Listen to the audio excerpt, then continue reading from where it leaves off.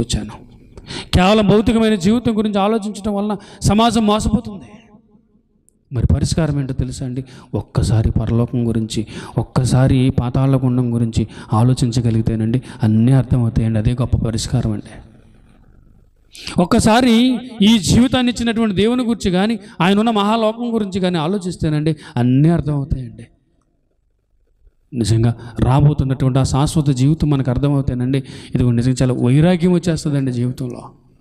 ఏమున్నా లేకపోయినా పర్వాలేదులే, పరలోకం వెళ్తే చాలులే, ఎన్ని సంపాదించినా ఏముందిలే, ఎంతకాలంలే, ఇదిగో ఒకప్పుడు రాజులు సంపాదించింది ఏమైనా ఉందా? ఆ రాళ్ళు మిగిలాయి తప్ప వాళ్ళు ఏం చేయగలిగారు, ఏం పట్టుకెళ్ళగలిగారులే అని ఒక వైరాగ్యం వస్తుంది. అప్పుడు నిజంగానండి ఎవరిని దోచుకోవాలనిపించదండి, ఎవరిని దూషించాలనిపించదు, ఎవరికి అన్యాయం చేయాలనిపించదండి. ఒకవేళ మనల్ని ఎవరైనా అన్యాయంగా నిందించినా క్షమించాలనిపిస్తుందండి. పోనలేదు తెలియకన్నాళ్లే.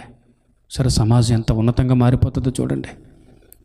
చిన్నదానికి పెద్దదానికి చంపేసుకుంటానికి కూడా వెనకాడినటువంటి ఈ సమాజం, నిజంగా ఈ విషయం అర్థమైతే ప్రియమైన దేవుని వారలారా, ఈ భూమి మీద బ్రతుకుని బట్టి ఆయన న్యాయపీఠం ముందు నిలబడాలి.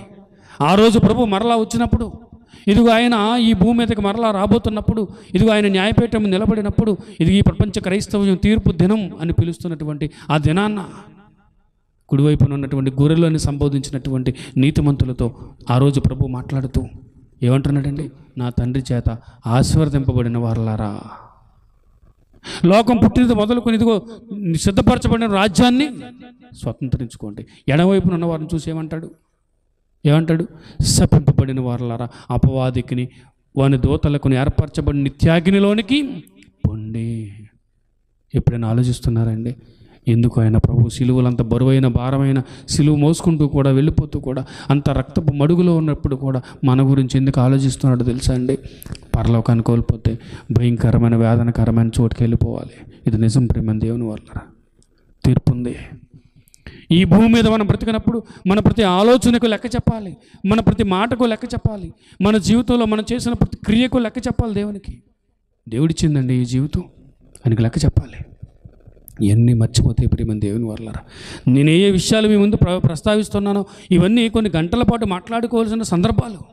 ఒక తీర్పుని గురించి మాట్లాడుకోవాలి అన్న, పరలోకం గురించి మాట్లాడాలి అన్న, పాతాళములో వేదనకరమైన స్థలం గురించి మాట్లాడాలి అన్న, ఆత్మలమైనటువంటి ఇదిగో ఆత్మనైన నా గురించి మీ గురించి మాట్లాడుకోవాలి అన్న, ఈ శరీరం ఎలాంటి మాయ చేసేదో, ఈ శరీరం మనల్ని ఎలా పతనావస్థకు నడిపిస్తుందో ఇదిగో మాట్లాడుకోవాలన్న.